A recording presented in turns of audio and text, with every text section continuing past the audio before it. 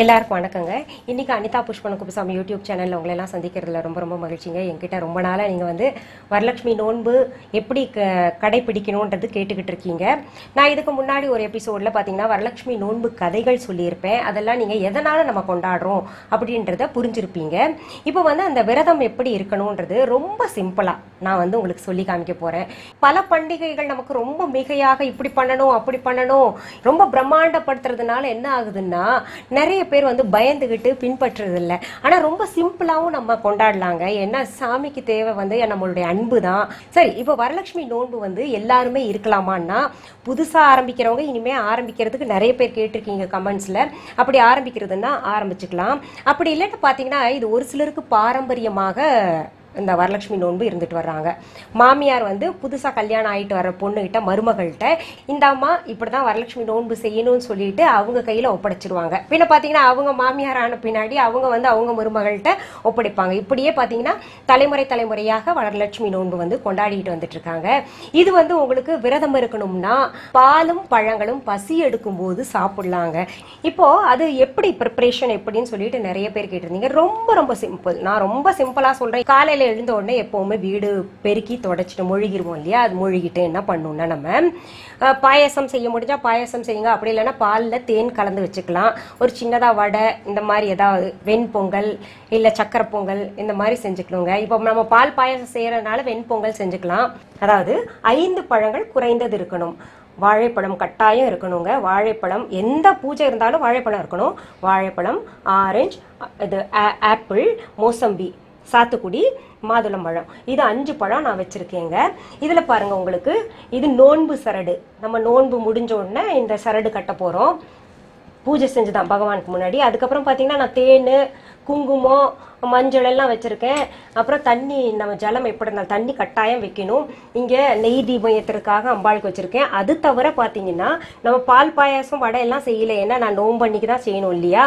இதுல 5 வகையான dry fruit வச்சிருக்கேங்க. எல்லாத்த விட பெஸ்ட் இது வந்து ட்ரை ஃப்ரூட் வைக்கிறதுங்க. இந்த பாருங்க 5 வகை இருக்கும். பாதாம் இருக்கும், டேட்ஸ் இருக்கும், இந்த கல்கண்டு இருக்கும், டைமண்ட் கல்கண்டு, காஞ்ச நெல்லிக்காய் இருக்கும், அப்புறம் பிஸ்தா இருக்கு. இந்த மாதிரி 5 வகையான ட்ரை ஃப்ரூட்ஸ் வச்சிருக்கேன். மகாலட்சுமி தாயாருக்கு பிடித்தமான இந்த தாமரைப்பூ, செந்தாமரை ரொம்ப பிடிக்கும் இல்லையா? அது வச்சிருக்கேன். அப்புறம் பாருங்க மகாலட்சுமி எப்படி உட்கார வைக்க போறோம்னா நம்ம வாழை இலை வந்து ஒரு மனையில வச்சுட்டுங்க. அதுல இந்த நெல் பரப்பலாம், இல்லாட்டி பச்சரிசி பரப்பலாம். என்கிட்ட நெல் இருந்தனால நான் நெல்லே பரப்புறேங்க. இப்ப என்ன பண்ணும், நம்ம இந்த மனையில ஒரு வாழை இலை வச்சிருக்கேன் இல்லையா? இது கீழே பாருங்க மஞ்சளும் சந்தனமும் கலந்து ஸ்வஸ்திக் போட்டு, உங்களுக்கு என்ன கோலம் வருதோ அது போட்டுக்கோங்க. நான் சிம்பிளா ஸ்வஸ்திக் தான் எப்பவுமே போடுவேங்க. ஸ்வஸ்திக் போட்டு குங்குமம் வச்சிருக்கேன். அதுக்கு மேல வாழை இலை வச்சாச்சு. முதல்ல நம்ம பிள்ளையார உட்கார வைக்கணுங்க. எல்லாருமே இந்த பிள்ளையார் சிலை இல்லைன்னா மஞ்சள்ல பிள்ளையார் பிடித்து குங்குமம் வச்சுக்கோங்க. நான் வந்து அருகம்புல் வச்சு பிள்ளையார உட்கார்த்தி வச்சிருக்கேன் பாருங்க. ஏன்னா நான் பொதுவா விக்கிரக வழிபாடு எனக்கு ரொம்ப பிடிக்கும். அதனால பிள்ளையார் உட்கார வச்சிருக்கேன். அடுத்தது நீங்க பச்சை நெல்லுக்காக நெல் இல்லையே அப்படின்னு கவலைப்பட வேண்டாம். பச்சரிசி வச்சா அதுவும் விசேஷம்தான். என்கிட்ட இருந்தனால நான் இந்த நெல் வச்சிருக்கேங்க. அடுத்தது பாத்தீங்கன்னா மிகவும் முக்கியமானது, எல்லாரும் சொல்ல மறந்துடுறாங்க, குலதெய்வம். குலதெய்வம் யாருக்கு எது தெரியலையோ பரவாயில்ல, அதை பத்தி பிரச்சனை இல்லை. இந்த குலதெய்வமா நம்ம நினைச்சிட்டு இந்த மாதிரி பாத்திரம் எடுத்துட்டு அதுல மஞ்சள் குங்குமம் வச்சுக்கணுங்க. பாருங்க அதுக்கு பூ சாத்திட்டு தண்ணி நிரப்பிக்கணும். இது குலதெய்வமாக நம்ம நினைச்சுக்கணும். பிள்ளையார் வச்சிருக்கேன், குலதெய்வம் வச்சிருக்கேன். இப்ப அம்பாளை வந்து எப்படி உட்கார வைக்க போறோம்ன்றதை நம்ம பார்க்கலாம். இன்னொன்னு சொல்றேங்க, எந்த ஒரு பூஜையும் பாத்தீங்கன்னா பிள்ளையார்ல இருந்து நம்ம ஆரம்பிக்கிறோம். அடுத்தது மனசுல குலதெய்வத்தை நினைச்சே ஆகணும். ஏன்னா அந்த குலதெய்வத்துக்கு வழிபடலைன்னா எந்த சாமியை நம்ம வணங்கினா கூட அந்த சாமியை ஏத்துக்க மாட்டாங்களாம். அது சொல்ல தவறிடுறாங்க நிறைய பேர். நம்ம முதல்ல பிள்ளையார கும்பிடணும், அடுத்தது வந்து நம்ம குலதெய்வத்தை மனதார வணங்கணும். அப்புறம் தான் நம்ம எந்த சாமிக்கு பூஜை செய்ய போறோமோ அந்த சாமிக்கு பூஜை முறைப்படி செய்யணும். அப்பதான் வந்து நிறைவடையும் எந்த பூஜையுமே. அப்படி பாத்தீங்கன்னா அது குலதெய்வத்தை உட்கார வச்சாச்சு, நம்ம பிள்ளையார உட்கார வச்சாச்சுங்க. அடுத்தது பாருங்க, நான் எப்பவுமே செம்பு அல்லது பித்தளை தான் அதிகமா பூஜைக்கு பயன்படுத்துவேன். வெள்ளி பயன்படுத்தலாம். அம்பாளுக்கு மகாலட்சுமி தாயாருக்கு வெள்ளி தான் ரொம்ப பிடிக்கும். ஏன்னா நமக்கு சேஃப்டி கிடையாது, நம்ம அப்படியே விட்டுட்டு போய் போயிடுவோம்ல. அதுக்கு அடுத்தபடியாக எது நமக்கு எடுத்துக்கலான்னு பார்த்தீங்கன்னா செம்புல நிறைய ஆகர்ஷண சக்தி இருக்கு. மந்திரங்கள் சொல்றதுனால, ஸ்தோத்திரங்கள் ஸ்லோகங்கள் சொல்றதுனால பார்த்தீங்கன்னா இது அப்படியே ஈர்த்து அந்த செம்புல வச்சுக்கும். இந்த பூஜை ரூம்லேயே அந்த வைப்ரேஷன் எப்பவுமே இருக்கும் செம்புல. அடுத்தது செம்பு இல்லைன்னா பித்தளைக்கு நம்ம போகலாம். இப்போ செம்பு பாருங்க, செம்பு கலசம், இதில் அஷ்டலக்ஷ்மி உருவம் இருக்கு, குங்குமம் சந்தனம் வச்சிருக்கேன். அதுக்குள்ளர பாருங்க பச்சரிசி போட்டிருக்கேன். எப்பவுமே பச்சரிசியோட நிறுத்தக்கூடாதுங்க. நம்ம பார்த்தீங்கன்னா அதில் வாசனை பொருட்கள் அம்பாளுக்கு ரொம்ப ரொம்ப பிடிக்குங்க, மகாலட்சுமி தாயாருக்கு. அதனால கிராம்பு ஏலக்காய் கட்டாயம் போடணும். இது நிறைய பேருக்கு தெரியாது. எப்பவுமே போட்டு வைக்கணும் கலசத்துல. இப்போ நான் பாருங்க உங்களுக்கு மாவிலையில இந்த செம்புல அந்த தேங்காயை உட்கார வைக்க போறேங்க. இங்க பாருங்க இந்த கும்பத்தை வந்து நான் மா இலை வச்சு அலங்கரிச்சிருக்கேன், மஞ்சள் தடவிட்டு. இப்போ இந்த தேங்காயை இப்படி வச்சுக்கலாம். மஞ்சள் எல்லாத்துக்குமே மங்களகரமாக சொல்லப்படுது இல்லையா, அதனால நம்ம மஞ்சள் தடவிக்கணுங்க. இப்போ என்ன பண்ணணும்னா நம்ம அம்பாள் முகம் பாருங்க, நான் வெள்ளி இது வாங்கியிருக்கேங்க. இந்த அம்பாள் முகம் வந்து வெள்ளியில தான் செய்யணுமா அப்படின்னா கிடையாது. நீங்க வந்து எந்த இதுல கிடைக்குதோ பார்த்தீங்கன்னா கிளேல கூட கிடைக்குதுங்க, அலங்காரம் பண்ணிட்டு கிளேல கூட கிடைக்குது. அதனால எதுல விருப்பமோ, எது குறைச்ச விலையோ. நான் திவாலிக்கு லக்ஷ்மி பூஜை எனக்கு சின்ன வயசுல இருந்தே கடைபிடிக்கிற வழக்கம். அதனால பாத்தீங்கன்னா நான் பர்மனண்டா இது வாங்கி வச்சிருக்கேன். நீங்க எது வேணா வாங்கிக்கோங்க, உங்களுக்கு உங்க வசதி தான். அந்த மாதிரி வாங்கி வச்சுட்டு இதுல பாருங்க கயிறு வச்சிருக்கேன். அதுக்கு முன்னாடி சொல்றேன், இந்த செம்பு பாருங்க கலசம் இருக்கு இல்லையா, இந்த கலசம் வந்து அதுக்கு நான் அழகா பாவாடை கட்டியிருக்கேன் பாருங்க. இங்க இதுல இருந்து கயிறு ஒன்று வரும், அப்படி எடுத்து கழுத்து பகுதியிலையும் இங்க கட்டி விட்டுட்டோம்னா நல்லா அழகா நிற்கும். அப்படி உங்களுக்கு இந்த பாவாடை கிடைக்கலன்னா கூட என்ன பண்ணுங்க, பிளவுஸ் பிட் எடுத்துட்டுங்க அழகா சுருக்கம் வச்சு தைச்சுக்கோங்க, இல்லாட்டி சுருக்கம் வச்சு நீங்க கட்டிக்கலாங்க அழகா. இப்ப பாருங்க இந்த அம்பாள் முகத்தை நான் வந்து இங்க சென்டர் பார்த்து இப்படி நம்ம இந்த கயிறை வச்சு இப்படி சுத்தி கட்டிக்கணும். இந்த கலசத்துல கழுத்து பகுதி இருக்கு இல்லையா, அங்க சுத்தி கட்டிக்கணும். பாருங்க மகாலட்சுமி தாயார நம்ம கலசத்துல பச்சரிசி போட்டு தேங்காய் வச்சு இப்படி முகத்தை அழகா கட்டியாச்சு இல்லையா. இப்போ நான் தாயார நெல்லு மேல உட்கார வைக்க போறேங்க.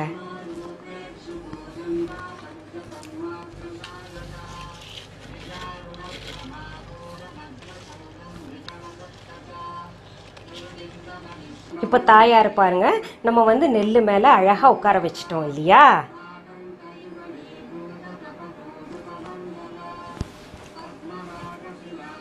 இப்போ நமக்கு முகம் வாங்க முடியல, நேரம் இல்லை, அலங்காரம் பண்ண நேரம் இல்லை, இப்படி எல்லாம் கொண்டாட முடியலன்னா வருத்தமே படாதீங்க. எப்படி வேணா நம்ம கொண்டாடலாம், நம்ம வசதிக்கு ஏற்ற மாதிரி நிறைவா கொண்டாடணும். அதனால என்ன பண்ணும், இங்க பாருங்க மகாலட்சுமி போட்டோ இருக்கு இல்லையா, இந்த மாதிரி போட்டோ எல்லார் வீட்லயும் இருக்குங்க. அந்த மகாலட்சுமி போட்டோக்கு முன்னாடி இந்த மாதிரி ஒரு கலசத்தை நான் சொன்ன முறையில வச்சு பூஜை பண்ணுங்க. ரொம்ப சிம்பிளா பண்ணுங்க, ஒன்னும் கவலைப்படக்கூடாது நம்ம. இப்ப பாருங்க தாயாருக்கு நான் ஏற்கனவே கருகமணி தாலி கட்டியிருக்கு இல்லையா, அது அப்புறம் இன்னும் இந்த அலங்காரம் எல்லாம் பண்ணியிருக்கேன் நான் ஏற்கனவே, நகைகள் எல்லாம் போட்டு. இப்போ என்ன பண்ணும், நம்ம முறைப்படி தாலி கயிறு கட்டணும். ஏன்னா நம்ம இந்த விரதம் நோன்பு இருக்கிறதே காரணம் என்னன்னா, சுமங்கலி பெண்கள் வந்து தன்னுடைய கணவர் நல்லா இருக்கணுங்கிறதுக்காக, குடும்பம் செழிக்கணும், குழந்தைகள் நல்லா வளரணும், அவங்க நல்லா இருக்கணும், அப்புறம் செல்வம் செழித்தோங்கணும்னு சொல்லிட்டு தான் இந்த விரதத்தையே பண்றோம் இல்லையா. அதனால பார்த்தீங்கன்னா தாலி வந்து கட்டி விடணும் மகாலட்சுமி தாயாருக்கு.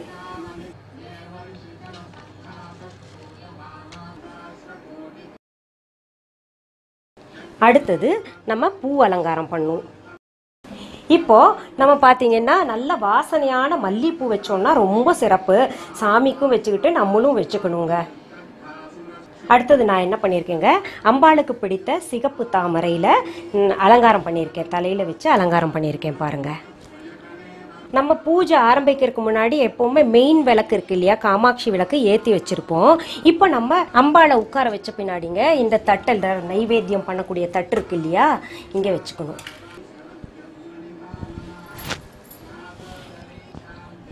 அடுத்தது நோம்பு கயிறு கடைகள்லையும் விற்கிறாங்க. நம்ம இல்லாட்டி வீட்டில் வெள்ளை நூலை எடுத்துங்க, அதில் மஞ்சள் தடவிக்கலாம். மஞ்சள் தடவி காய விட்டா இந்த மாதிரி ஆயிரும். நம்ம இந்த நோம்பு கயிறு நம்ம கட்டுறதுக்கு முன்னாடி முதல்ல தாயாரு கட்டிடணுங்க. நான் எல்லா சாமிக்கும் விளக்கேற்றிருக்கேங்க. அங்கே பார்த்தீங்கன்னா அங்கே ஒன்று, இங்கே வடக்கு முகம் பார்த்து விளக்கேற்றிருக்கேன், இங்கே கிழக்கு முகம் பார்த்து விளக்கேற்றிருக்கேன். இங்கே மெயின் விளக்கு, டெய்லி நம்ம விளக்கேற்றுவோம் இல்லையா, அந்த விளக்கு. இப்போ நீங்க ஒரு ஸ்தோத்திரம் கேட்டுக்கிட்டு இருக்கீங்க, அதாவது லலிதா சஹஸ்ரநாமம் நீங்க கேட்டுக்கிட்டு இருக்கீங்க. இதுக்கு முன்னாடி வந்து மகாலட்சுமி ஸ்தோத்திரம் கேட்டிருப்பீங்க. அதாவது நிறைய பேர் என்கிட்ட கேட்குறீங்க, அந்த நேரத்தில் நம்ம ஏதாவது மந்திரம் சொல்லணுமா இல்லை ஸ்லோகங்கள் சொல்லணுமான்னு. மந்திரமாகட்டும் ஸ்லோகமாகட்டும் நமக்கு நல்லா உச்சரிக்க தெரிஞ்சால் மட்டுமே சொல்லணுங்க, இல்லாட்டி சொல்ல வேண்டாம். இந்த மாதிரி பார்த்தீங்கன்னா உங்களுக்கு சிடிஸ் நிறைய வருது, நல்ல உச்சரிப்போட நல்ல ராகத்தோட கிடைக்குது. அந்த மாதிரி வந்து யூடியூப்லேயும் இருக்குது, நிறைய சிடிஸ் கிடைக்குது, அது வாங்கி நீங்கள் போட்டுக்கலாங்க. மகாலட்சுமிக்கு என்ன மந்திரம் சொல்லலாம்னு நீங்கள் கேட்டிங்கன்னா, மூல மந்திரம் ஒரே ஒரு வார்த்தை தான் இருக்குது, அதுதான் மகாலட்சுமிக்கு பிடித்த மந்திரம். அந்த மந்திரம் வந்து ஸ்ரீம், அதாவது SHREEM.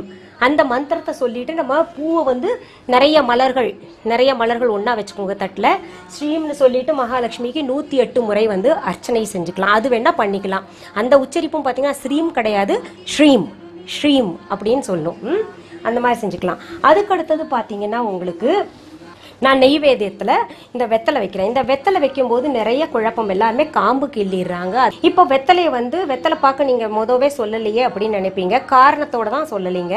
இதுக்கு ஒரு சின்ன எக்ஸ்பிளனேஷன் நான் கொடுத்தாகணும். நுனியில் மகாலட்சுமி தாயார் இருப்பாங்க, நடுவில் சரஸ்வதி, காம்பில் பார்த்தீங்கன்னா பராசக்தியை பார்த்தீங்கன்னா 3 மகள்கள் இருக்காங்க, மலைமகள், அலைமகள், கலைமகள் இருக்காங்க.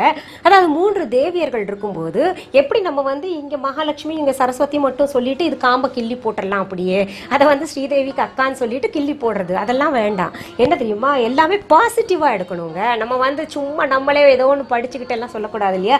இங்கே பார்த்தீங்கன்னா உங்களுக்கு மகாலட்சுமி தாயார் இருக்காங்க, இங்கே சரஸ்வதி தேவி, இங்கே பராசக்தி இருக்காங்க. இப்போ பார்த்தீங்கன்னா நம்ம சாமிக்கு வெத்தலை வைக்கும்போது 5 வெத்தலை வைக்கணும், பாக்கு கட்டாயம் வைக்கணும். ஏன்னா இது மனைவி, இது பாக்கு வந்து கணவன், 2 பேரும் ஒன்றா இருந்தால் தான் நல்லா இருக்கும். அதனால இது வந்து நம்ம வெத்தலை பாக்கோட தான் எப்போவுமே வைக்கணுங்க. அடுத்தது நம்ம வாசனை ஊதுவத்தி ஏற்றி வச்சுக்கலாம். இப்போ உங்களுக்கு பூஜை எப்படி செய்யணும், நான் பார்த்தீங்கன்னா உங்களுக்கு என்னடா இது மேட்ச் பாக்ஸ் யூஸ் பண்ணாமல் இது யூஸ் பண்ணுறேன்னு பார்க்குறீங்களா. நிறைய தடவை மேட்ச் பாக்ஸ் யூஸ் பண்ணீங்க, அதில் இருக்கிற மருந்து என்னோட சேரீயில் விழுந்து சேரீயெல்லாம் பொத்தல் விழுந்திருக்கு, நிறையா பட்டு சேரீயெல்லாம். அதனால் பார்த்தீங்கன்னா ஏன்னா இப்போ மருந்து வந்து நிறையாவே இருக்குது அங்கங்கே ஒரு சில வத்தி பெட்டியில். அதனால் நான் இந்த மாதிரி லைட்டர் எடுத்து தனியாக பூஜை ரூமில் வச்சுருக்கேங்க.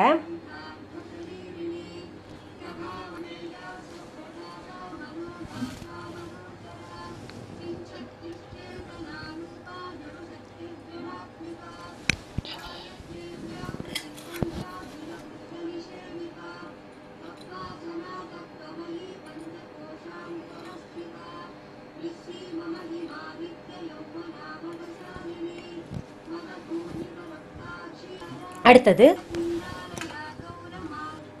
நம்ம இது வந்து ப்ளவுஸ் பிட்டும் இது வளையல் இதெல்லாம் வச்சுருக்கேனேன்னு பார்க்குறீங்களா. இந்த மாதிரி பாக்ஸே விற்கிறாங்க தனியாக. நம்ம என்ன பண்ணோம், வரலட்சுமி நோன்பன்னிக்கு ஒத்தப்படையில் 1, 3, 5, 7 இந்த மாதிரி சுமங்கலிகளுக்கு கூப்பிட்டு அவங்களுக்கு வெத்தலை பாக்கு, மஞ்சள், குங்குமம் எல்லாம் வச்சு கொடுக்கணும். அவங்களுக்கு பாருங்கள், நான் 3 பிட் எடுத்து வச்சுருக்கேன். இந்த முறை மருதாணி இருக்குது, அதில் சுமங்கல்கள் பயன்படுத்தக்கூடிய மருதாணி இருக்குது, வளையல் இருக்குது, கண்ணுக்கு இடக்கூடிய மை இருக்குது, முகம் பார்க்கும் கண்ணாடி இருக்குது, சீப்பு இருக்குது, மஞ்சள் குங்குமம் இருக்குது, மஞ்சள் குங்குமம் பொட்டு, தாயார் படம், இத்தனையும் வச்சுங்க. ஒரு செட்டே அப்படியே விற்கிறாங்க, கம்மி விலை தான். இந்த மாதிரி பாக்ஸில் விற்கிறாங்க, இல்லாட்டி நம்ம கூட சின்ன கவரில் போட்டு கொடுக்கலாம். இங்கே பாருங்கள், இந்த மாதிரி கவர் கூட இருக்குது. இதுலேயும் அதே மாதிரி பொருள்கள் தான் இருக்குது. இந்த மாதிரி ஒரு ப்ளவுஸ் பிட்டு வச்சுட்டுங்க நம்ம அவங்களுக்கு கொடுத்தா ரொம்ப விசேஷம். நம்ம வந்து சுமங்கலியாக, அதாவது தாலி பாக்கியம் இன்னும் நமக்கு நல்லா இருக்கும், ஸ்ட்ராங் ஆகும்னு வச்சுக்கோங்களேன். சரி, நம்ம பூஜை செய்ய உட்காரும் போதுங்க என்ன பண்ணும், வடக்க பார்த்து உட்காரணும். ஏன்னா கிழக்கு பக்கம் வந்து அம்பாள் வச்சிருப்போம் இல்லையா, வடக்க பார்த்து நம்ம உட்காரணும். இதுல உங்களுக்கு மடையில ஒன்னா உட்காரணும், இல்லாட்டி இந்த மாதிரி சின்ன பாய் போட்டு உட்காரணுங்க. அப்படியே வெறும் தரையில உட்காந்து பூஜை பண்ணக்கூடாது. நம்ம என்ன நேர்ந்துக்கிறோமோ இல்ல என்ன ஸ்லோகம் சொல்றோமோ அதெல்லாம் நம்ம உடம்புக்குள்ளேயே அந்த எனர்ஜி அந்த வைப்ரேஷன் எல்லாம் இறங்கணும்னா நீ இதுல தான் உட்காரணும், இந்த மாதிரி தான் உட்காரணும். அப்படி தரையோட தரையா உட்கார்ந்தோம்னா எல்லாமே வீணா போயிடும். நமக்கு எல்லாம் அந்த கிடைக்கக்கூடிய அந்த வைப்ரேஷன் அந்த சக்தி அது எல்லாமே பாத்தீங்கன்னா வீணா அப்படியே போயிடும். அதனால எப்பவுமே இது உட்காரணும். அது ஒண்ணு நினைவு வச்சுக்கோங்க. சின்ன பலகை இருந்தாலும் பரவாயில்ல, அதுல உட்காந்துக்கோங்க. அது ஒண்ணு. வடக்கு பார்த்து உட்காரணும்ன்றது சொல்லிட்டேங்க. இப்போ நமக்கு கயிறு யார் கட்டி விடுவாங்க அப்படின்னு பாத்தீங்கன்னா நமக்கு பக்கத்துல கணவரை உட்கார வச்சுக்கலாங்க. குடும்பத்தோட கொண்டாடினா ரொம்பவே சிறப்பு. கணவரை உட்கார வச்சுக்கிட்டு, ஆனா பெண்கள் தான் இந்த பூஜை எல்லாம் செய்யணும். கணவர் வந்து கயிறு கட்டி விடணும். கட்டி விடுற கயிறு எல்லாம் கணவர் தான் கட்டி விடணும். நமக்கு நெத்தியில குங்குமம் அவர் இட்டு விடணும். தாலிக்கு நம்ம குங்குமம் வச்சுக்கலாம். அந்த மாதிரிலாம் நம்ம பார்த்துக்கலாம். இப்போ வந்து கணவர் வந்து வெளியூர்ல இருக்காரு அப்படின்னா கவலையப்படாதீங்க. நம்ம வந்து பிள்ளைங்களை விட்டு கட்டிக்கலாம். எந்த கையில கட்டிக்கலாம்னு பாத்தீங்கன்னா எல்லாருக்குமே பாத்தீங்கன்னா ரைட் ஹேண்ட்ல தான், இந்த வலது கையில தான் கட்டிக்கணுங்க. எந்த கயிறா இருந்தாலும் எந்த சாமியோட கயிறா இருந்தாலும் இந்த ரைட் ஹேண்ட்ல தான் கட்டிக்கணும் நம்ம எப்பவுமே. அடுத்தது பாத்தீங்கன்னா உங்களுக்கு இப்போ தீப ஆராதனை எடுக்கணும். இன்ஸ்டன்ட் சாம்பிராணி இருந்தா இன்ஸ்டன்ட் பயன்படுத்திக்கோங்க. இல்ல உங்களுக்கு வந்து இந்த சாம்பிராணி பொடி சாம்பிராணி போட முடிஞ்சுன்னா கொட்டாங்குச்சி பற்ற வச்சுட்டு அதுக்குள்ள பண்ணலாங்க. நெருப்பு மூட்டிட்டு அது பண்ணலாம். எல்லா சாமிக்கும் காமிக்கணும்னு நம்ம இவ்வளோ தூரத்தில் நின்றுக்குவோங்க. ஒரு அடி குறிப்பிட்ட ஒவ்வொரு அடிக்கும் ஒவ்வொரு காரணங்கள் இருக்கு. நம்ம பக்கத்தில் காமிச்சா மற்ற சாமிகள்லாம் கவர் ஆக மாட்டாங்க. பார்த்தீங்கன்னா எல்லா சாமிக்கும் நம்ம காமிக்கணும்னா இப்படி தூரத்தில் நின்று இப்படி காமிக்கணும்.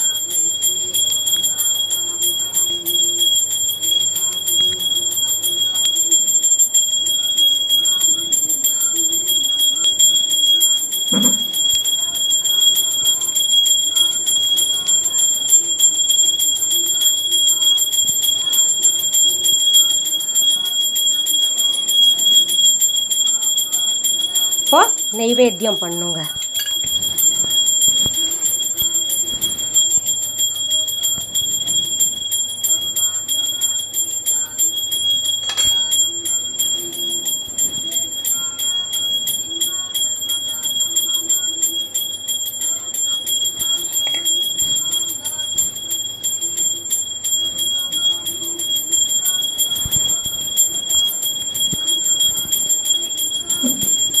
கடைசியில நமஸ்காரம் பண்ணிக்கணும்.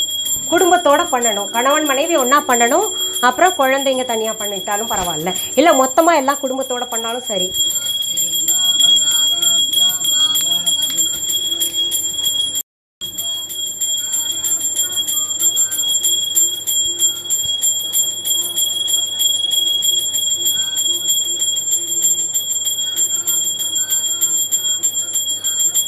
அப்புறம் இது உடனே எடுத்துடலாமா கலசத்தில் இருக்கிறதெல்லாம் அப்படின்னா வேண்டாம், எடுக்காதீங்க. நீங்கள் என்ன பண்ணும், அடுத்த நாள் வந்து மதியம் சமைக்கிறதுக்கு பொங்கல் சமைச்சு சாப்பிடலாம். அந்த பச்சரிசி கலசத்தில் இருக்கக்கூடிய பச்சரிசி எடுத்து பொங்கல் சமைச்சு சாப்பிடணும். இதில் முக்கியமானது என்னென்னா, யார் வந்து விரதத்தை அனுஷ்டிக்கிறாங்களோ அவங்க வந்து அவங்க கையால் யாருக்கும் அடுத்த நாள் மத்தியானம் வரைக்கும் தானம் கொடுக்கவே கூடாது. எந்த பொருளும் கொடுக்கக்கூடாது. அது ரொம்ப முக்கியம். அதுவும் பார்த்துக்கோங்க. வரலட்சுமி நோன்பு எந்த நாள் வருதுன்னா ஆகஸ்ட் 24. இப்போ இன்னும் 2-3 நாள் தான் இருக்கு. வரலட்சுமி நோன்பு அனுஷ்டிக்கும் நேரம் பார்த்தீங்கன்னா அன்னைக்கு காலையில் 9 to 10:30 முடிச்சிருங்க. அது ரொம்ப சிறப்பான நேரம். அப்படி இல்லைன்னா சாயந்தரம் விளக்கு வச்சதுக்கு அப்புறம் நீங்க செஞ்சீங்கன்னா ரொம்பவே சிறப்பு. பொதுவாகவே மகாலட்சுமிக்கு விளக்கு வச்சதுக்கு அப்புறம் நம்ம கொண்டாடினா ரொம்ப சிறப்பு. அதுவும் இப்போ வர்ற வரலட்சுமி நோன்பு பார்த்தீங்கன்னா ரொம்பவே விசேஷங்க. 12 வருடத்துல ஒரு முறை தான் இந்த மாதிரி வருது. ஏன்னா பகவான் மகாவிஷ்ணுவுடைய திருவோண நட்சத்திரத்துல இந்த தடவை வந்து வரலட்சுமி நோன்பு வருது. அதனால நீங்க ஆரம்பிக்கணும்னு நினைக்கிறவங்க ஆரம்பிச்சிடலாங்க. இன்னொன்னு உங்களுக்கு சொல்றேன், இந்த நோன்புக்கு முத செய்யறவங்க என்ன பண்ணுங்க, நீங்க மகாலட்சுமி தாயார் மோகம் கொண்டு வந்து நீங்க கலசத்துல எல்லாம் வைக்கிறீங்கன்னா வெளியில வச்சுக்கோங்க. பூஜை ரூம்ல இல்லாம வெளியில வச்சுக்கிட்டுங்க. அலங்காரம் எல்லாம் பண்ணிட்டு அடுத்த நாள் காலையில வீடெல்லாம் ஒழுகிட்டு பூஜை ரூம் எல்லாம் சுத்தப்படுத்திட்டு அப்புறம் வந்து நல்லா தாயாரே வாங்கன்னு சொல்லிட்டு அவங்கள வாங்கன்னு சொல்லிட்டு கூப்பிட்டு வந்துட்டு கலசத்துல வச்சு கொண்டு இப்படி உட்கார வைக்கணும். நான் பல வருடங்களாக மகாலட்சுமி தாயார் பூஜை செய்யறதுனால தீபாவளிக்கு செய்யறேன் இல்லையா, அதனால வந்து மகாலட்சுமி தாயார் அலங்காரம் பண்ணி எப்பவுமே இப்படிதான் இருக்கும். எப்பவுமே நான் இப்படிதான் வச்சிருப்பேன். அம்பாளை அமர்த்தி வச்சிருக்கேங்க முன்னாடியே. நீங்க எல்லாம் நல்லபடியா இந்த தடவை வரலட்சுமி விரதத்தை கொண்டாடிட்டு நல்ல உங்க வாழ்க்கையில சகல சௌபாகியங்களும் கிடைத்து தீர்க்க சுமங்கலியாக இருக்கணும்னு சொல்லிட்டு நான் வேண்டிக்கிறேங்க. மீண்டும் சந்திக்கலாமா? நன்றி, வணக்கம்.